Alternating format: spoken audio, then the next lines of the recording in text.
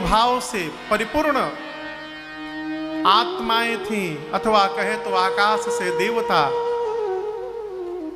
भगवान और मैया के ऊपर पुष्प की वर्षा करते हैं, और जितने मन में कलुषित जीव हैं वो सब इस दृश्य को देखकर कुम्हिला गए, चेहरे उतर गए। हमारे पूज्य महाराज श्री कहते हैं, मन को निर्मल करिए। आपको सहज बात बताता हूं, यदि आप में से किसी को मैं कह दूं कि कथा के बाद हम 8 बजे आपके घरे आएंगे, आदमी कथवा छोड़ के भाग जाएगा घरे। हाँ। बिछौना साफ करो, द्वारा साफ करो, झाड़ू लगावा, पोछो, डस्टबिन खाली करो, करते हैं ना। एक सामान्य जीव के आने पर आप इतनी सफाई कर रहे हैं, भगवान को बुलाना चाहते हैं, क्या कभी इसकी सफाई किए हैं, यहां की और यहां की? घर साफ करिएगा तो जीव घर में आएगा, मन और हृदय साफ कर लीजिएगा तो जगदीश आपके जीवन में आ जाएंगे, फिर ढूंढना नहीं पड़ेगा। हमारे पूज्य महाराज श्री कहते हैं,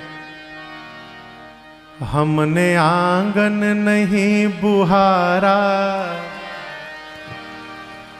हमने आंगन नहीं बुहारा, कैसे आएंगे भगवान, कैसे आएंगे भगवान।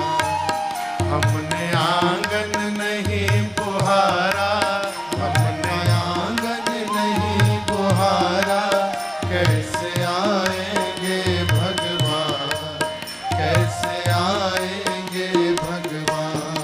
चंचल मन को नहीं संभारा, चंचल मन को नहीं संभारा, कैसे आएंगे भगवान, कैसे आएंगे भगवान।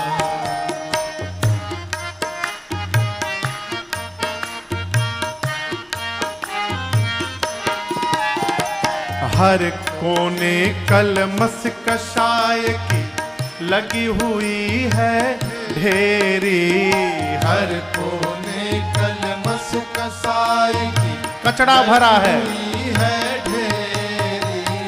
नहीं ज्ञान की किरण कहीं भी, हर कोठरी अंधेरी।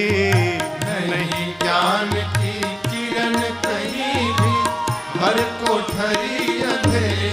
आंगन चौबारा अंधियारा, आंगन चौबारा अंधियारा, कैसे आएंगे भगवान, कैसे आएंगे भगवान।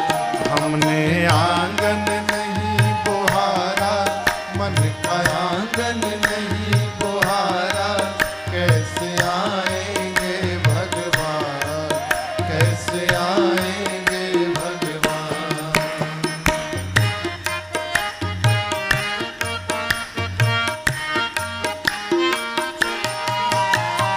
हृदय हमारा पिघल न पाया, जब देखा दुखियारा। हृदय हमारा पिघल न पाया, जब देखा दुखियारा। किसी राह भूले ने हमसे पाया नहीं सहारा, किसी राह भूले ने हमसे पाया नहीं सहारा। सूखी है करुणा की छाया, सूखी है करुणा की छाया, कैसे आएंगे भगवान, कैसे आएंगे भगवान। हमने आंगन नहीं बुहारा, मन का आंगन नहीं बुहारा, कैसे आएंगे भगवान, कैसे आएंगे भगवान।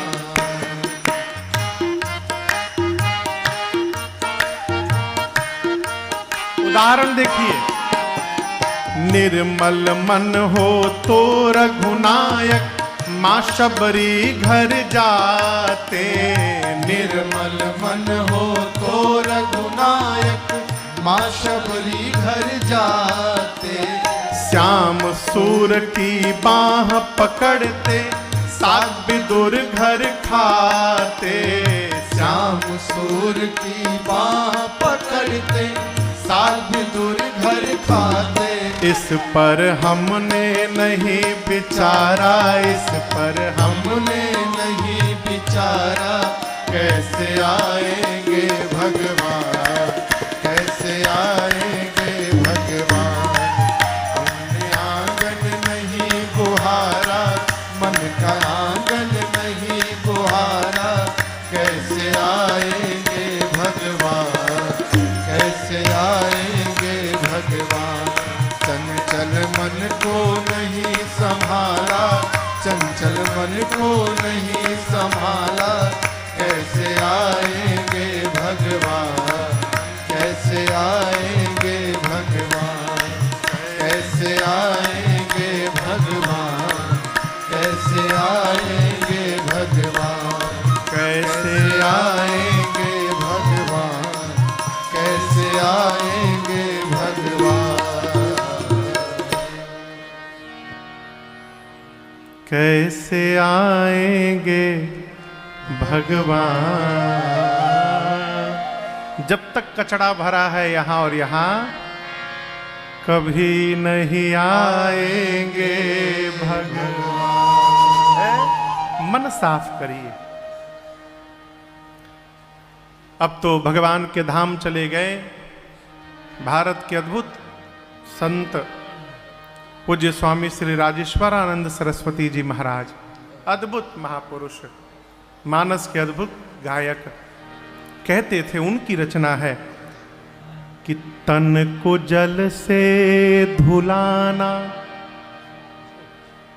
सरल है, मगर मन को निर्मल बनाना बड़ी बात है। तन को जल से धुलाना सरल है, मगर मन को निर्मल बनाना बड़ी बात है। सरकार आगे कहते हैं कि बन के विद्वान विद्या के अभिमान में अपना मत तो चलाना असंभव नहीं। विद्वान हो गए, आपन परंपरा खोल दी। ये कोई बहुत बड़ी बात नहीं है, परंतु बड़ी बात क्या है? पूर्ण संयम सहित, पूरे संयम सहित धर्म की राह पर जिंदगी को चलाना बड़ी बात है। जिंदगी को चलाना बड़ी बात है। मन निर्मल हो जाए। माँ ने भगवान के गले में जयमाल पहनाया, सखियां मंगल गान करने लगी, न्योछावरी लुटाने लगी। देहि निछावरी बित्त बिसारी। परसों देखे ना, सरकार से मैंने कहा, सरकार एक नोट केवल दे दीजिए। सरकार आए, झोंपा भर उठा के लुटा दिए। ये क्या है? बित्त बिसारी। गोस्वामी जी कहते हैं, मां जयमाल के बाद जाकर अपनी मैया सुनैना जी के निकट खड़ी हो गई।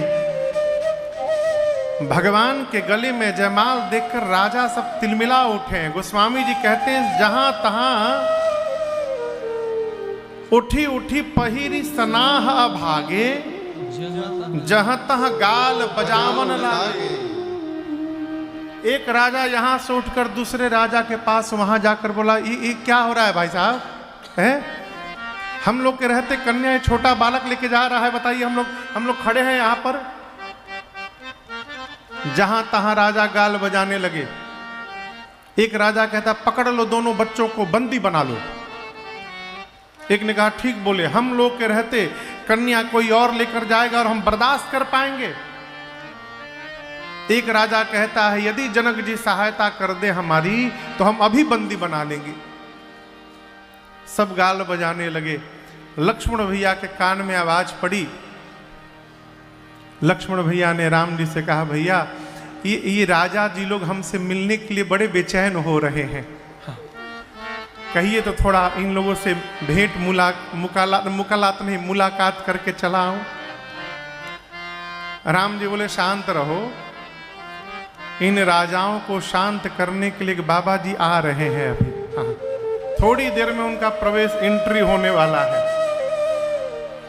राजा सब तिलमिला रहे हैं, बोल रहे हैं और गोस्वामी जी कहते हैं उसी समय तेहि अवसर सुनी शिव धनु भंगा, तेहि अवसर सुनी शिव धनु भंगा, आयौ भृगुकुल कमल पतंगा, आयौ भृगुकुल कमल पतंगा, देखी महीप सकल सकुचाने, देखी महीप सकल सकुचाने, बाज झपट जनु लवा लुकाने, बाज झपट जनु लवा लुकाने, गौर शरीर भूत भल भ्राजा, गौर शरीर भूत भल भ्राजा, भाल विशाल त्रिपुंड विराजा, भाल विशाल त्रिपुंड विराजा, शीस जटा शशि बदन सुहावा, शीस जटा शशि बदन सुहावा, ऋषभ सकछुक अरुण कोई आवा, ऋषभ सकछुक अरुण कोई आवा, ऋषभ सकछुक अरुण कोई आवा, ऋषभ सकछुक अरुण कोई आवा। गोस्वामी जी कहते हैं उसी समय तेहि अवसर सुनि शिव धनु भंगा, आयौ भृगुकुल कमल। पतंगा, भारतवर्ष के उड़ीसा प्रांत में एक पर्वतमाला है जिसका नाम है महेंद्र पर्वतमाला। क्या नाम है? महेंद्र। महेंद्र। उसी महेंद्र पर्वत पर परशुराम जी तपस्या में बैठे थे और जब धनुष का भंजन भगवान ने किया तो धनुष टूटने की टंकार 3 लोक गई थी। केवल जनकपुर में सुनाई नहीं पड़ा था। भरे भुवन घोर कठोर रव रवि चिक्कर दिग्गज डोल मही अहि कोल पूरुम कलमलि, सुर असुर मुनि कर कान दीने सकल विकल विचारहि, उदंड खंड्यो राम तुलसी जयति वचन उचारहि। भरे भुवन घोर, पूरा ब्रह्मांड उस घोर ध्वनि से कांप उठा। देवलोक में सूर्य नारायण के घोड़े फटक कर भागने लगे। पाताल लोक में शेष दिगपाल सब कलमला उठे। वराह धरती पर मुनिनो असुर नर सबने कान बंद कर लिया, ये ध्वनि कैसी गूंजी है। ये ध्वनि महेंद्र पर्वत पर तपस्या में बैठे परशुराम जी के भी कानों में गूंजी। और जैसे टंकार सुनाई पड़ी, परशुराम जी ये समझते विलंब नहीं लगाए कि ये पिनाक के टूटने की ध्वनि आई है। पूरा क्रोध भभक उठा उनका। अब आप ये सोचेंगे कि पिनाक टूटने से परशुराम जी कहाँ आवेश में आ गए। तो ये जो पिनाक धनुष था भगवान शंकर का, ये धनुष परशुराम जी ही जनक जी के पास सुरक्षित रखवाए थे। परशुराम जी के पास दो दो धनुष थे। देखिए उस समय पूरे धरती पर कहें तो पूरे ब्रह्मांड में 3 प्रमुख धनुष थे। कितने धनुष थे? 3। एक धनुष शंकर जी का, एक धनुष श्री हरि जी का, और तीसरा धनुष मेरे भगवान श्री राम जी का। राम जी के धनुष का नाम है सारंग। क्या नाम है? सारंग। शंकर जी के धनुष का नाम है पिनाक। क्या नाम है? पिनाक। और भगवान श्री हरि के धनुष का नाम है अजगौ। क्या नाम है? अजगौ। पिनाक और अजगौ ये दोनों धनुष परशुराम जी के पास थे। अब एक ही व्यक्ति दो दो धनुष लेके कैसे चलेगा? तो परशुराम जी ने शिव जी वाली धनुष पिनाक को जनक जी के घर में सुरक्षित कराया कि ये मेरी अमानत आप रखिए, जब समय आएगा तो मैं इसे लेकर के जाऊंगा। अब कोई व्यक्ति आपन सामान आपको पर घर में रखने के लिए दे और आप उसके सामान को गिरवी रख देंगे, दांव पे लगा देंगे? ऐसा तो नहीं करेंगे ना। परशुराम जी सुने, अरे ये तो पिनाक के टूटने की ध्वनि है, ये कैसे टूट गया? क्रोध में आ गए और उसी क्रोध की अवस्था में मिथिला जनकपुर में पहुंचे हैं। गोस्वामी जी पर स्वरूप का वर्णन करते हैं। गौर शरीर भूति भल राजा। गोरा शरीर, शरीर पर भस्म का लेपन हुआ है। ललाट कैसा है? भाल विशाल त्रिपुंड विशाल ललाट है। जिसका ललाट जितना बड़ा है वो उतना भाग्यशाली है। हाँ। बाल उड़ने के बाद नहीं, पहले। अब पंडित जी का तो यहां से लेके यहां तक ललाटे ललाट है सब। और विशाल ललाट हो तो वो दिखाई भी देना चाहिए। ऐसा इसको बाल को व्यवस्थित रखा जाए कि ललाट स्पष्ट दिखाई पड़े। भाल विशाल, उस पर त्रिपुंड शोभायमान है। आज एक हमसे लोग आए गवाही लेने के लिए। बोले महाराज ये त्रिपुंड मैं लगाता हूं, घर से दबाव आ रहा है कि त्रिपुंड लगाना बंद करो। कहा है जब ले त्रिपुंड लगेब तहिया तहिया ले बियाह तारना हुई।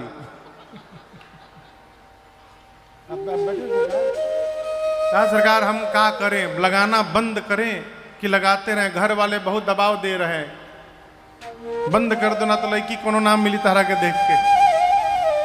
अब हम बोले हम आप क्या चाहते, हम प्रमाण पत्र दे दे आपको कि बंद कर दीजिए? हम तो बोल नहीं सकते। अब आप देख लो, मन करे तो लगावो, ना मन करे तो मत लगावो। हम कैसे बोल दे कि ना बंद कर दीजिए? है? अरे कई लोग तो ब्याह के लिए चुटिया कटवा देते हैं। हाँ, हेतहत चुटिया, ब्याह के दिन पहले चुटिया गायब। परशुराम जी के सिर पर दिव्य ये त्रिपुंड शोभायमान है। कई लोग कहते हैं महाराज क्यों लगाना, तिलक क्यों लगाना है? तिलक हमको गलत कार्य से रोकता है।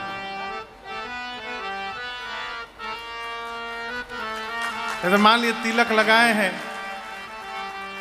और वो स्थान, वो दुकान जहां नहीं जाना चाहिए, जाने का मन यदि हुआ भी तो सोचो अरे बताओ तिलक लगाए हैं, यदि वहां जाएंगे तो लोग क्या कहेंगे, है? रोका ना, ये तिलक रोका ना। चलिए हम और जिद्दी हो गए, अपने मन की बात ना सुने, हम दुकान पे पहुंच दी गए, उसके बाद भी ना घबराइए, तिलक बचाएगा। वहां जो पहले से लोग खड़े हैं दुकान पर, वो तिलक देख के कहेंगे अरे बाबा जी आप यहाँ कहाँ से आ गए हैं, आपके लिए जगह नहीं है, निकलिए यहाँ से।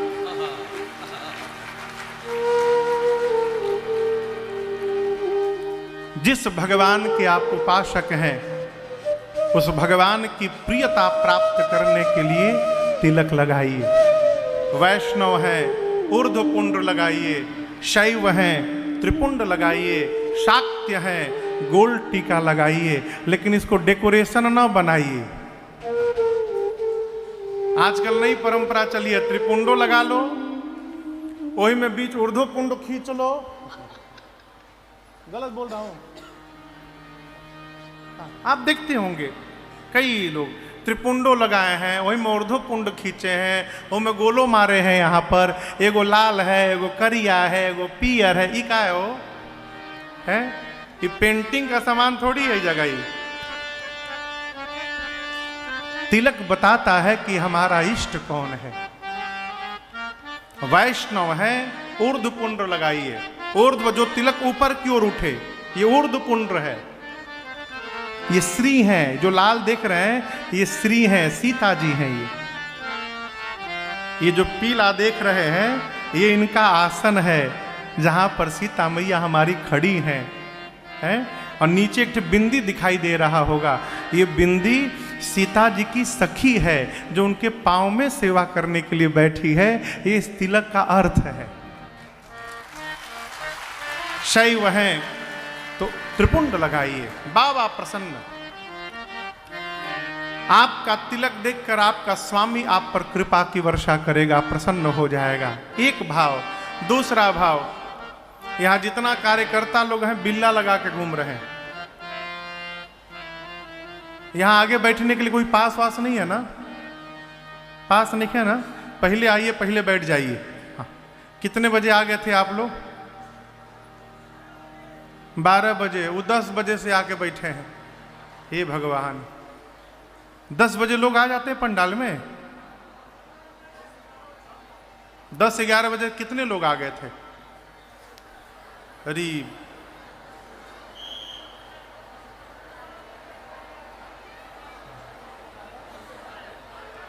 क्षमा करिएगा, बहुत बिठा दिया आप लोग को हम लोग ने। बम बम बाबा है का हो? अच्छा ठीक। हाँ तो क्या कह रहा था मैं? हाँ, दूसरा भाव, यहां आने के लिए कोई पास वास तो नहीं है ना? पहले आइए, पहले बैठिए।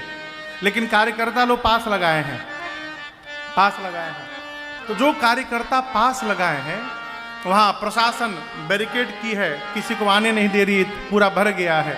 लेकिन जिसके पास पास होगा यहाँ बिल्ला, उसको कोई भी प्रशासन के अधिकारी रोकेंगे नहीं। इनके पास पास है तो इनको जाने दो, ये यहीं के लोग हैं, व्यवस्था में लगे हैं। ठीक है ना? ये तिलक जानते क्या है? ये भगवान के घर का गेट पास है। जब तिलक लगा रहेगा माथे में, तो वहां भगवान के द्वार पर द्वारपाल आपको रोकने वाला नहीं है। ये देखिए गेट पास लेकर आया है, ये यही का मेंबर है, डायरेक्ट एंट्री है। इसलिए तिलक आवश्यक है। एक और कारण,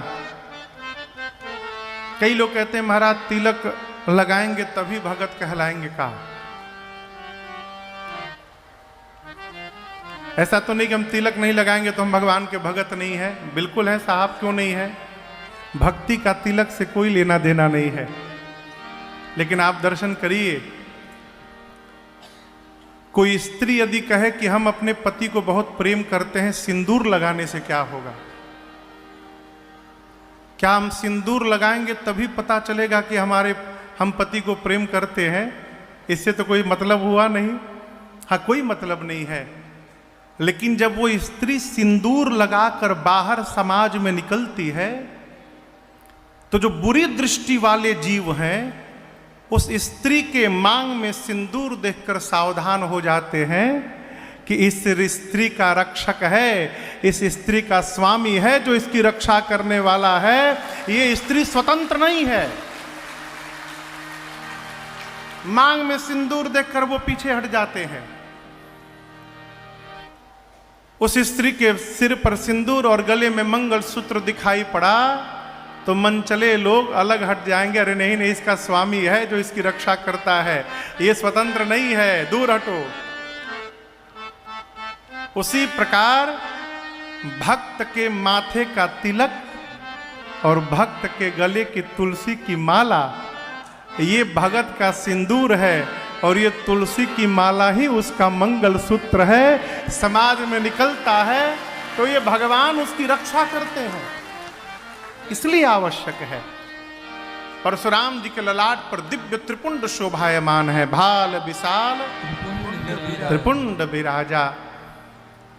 सिर पर जटाओं का मुकुट है, शीस जटा शशि बदन सुहावा। आगे कहते क्रोध में आए हैं इसीलिए कछुक अरुण होई आवा। अरुण यानी सूर्य भगवान जब प्रातः काल निकलते हैं तो उनका जो रंग होता है उसका नाम है अरुण, उसको अरुणोदय भी कहते हैं। कहने का अर्थ है कि क्रोध के कारण परशुराम जी का मुख थोड़ा लाल हो गया है। आगे बाबा कहते हैं भ्रिकुटी कुटिल नयन रिसराते सहजहु चितवत मनहु रिसाते। भ्रिकुटी कुटिल है, आए हैं तो ये भौहें कैसी है, चढ़ी हुई है एकदम परमानेंट। क्षमा करिएगा, कई लोगों का ये 24 घंटा ऐसे ही बना रहता है, कहीं भी चले जाएं। ये बहुत ऊपर खींच के रखिएगा ना, इसको धनुष न बनाइए, बहुत खींच दीजिएगा तो सिर में दर्द हो जाएगा। इसको थोड़ा नीचे लाइए, यहां से यहां पर ले आइए, इसको शांत करिए। भ्रिकुटी कुटिला, प्रेम से भी जिसकी ओर देख रहे हैं सामान्य भाव से, उसको लगता है कि आज बस जीवन का आखिरी दिन है। बाबा जी क्रोध में देख रहे हैं, सहजहु चितवत मनहु रिसाते, लगता है मानो क्रोध में देख रहे हो। कमर पर मृग चर्म है, कंधे पर दिव्य सुंदर यज्ञोपवीत शोभायमान है। एक कंधे पर भगवान श्री हरि का धनुष अजगव है, कमर में फरसा बधा हुआ है, भस्म लपटा हुआ शरीर। क्रोध में परशुराम जी सिर पर जटाओं का मुकुट, फरसा हाथ में लेकर, एक हाथ में धनुष लेकर पहुंचे सभा में, स्वयंवर स्थल पर। और जैसे परशुराम जी आए, बाबा कहते हैं देखत भृगुपति वेश कराला, देखत भृगुपति वेश कराला, उठे सकल भय विकल भुआला, उठे सकल भय विकल भुआला, पितु समेत कही कही निज नामा, पितु समेत कही कही निज नामा, लगे करन सब दंड प्रणामा, लगे करन सब दंड प्रणामा, जनक बहोरी आई सिरुनावा, जनक बहोरी आई सिरुनावा, सिय बुलाए प्रणाम करावा, सिय बुलाए प्रणाम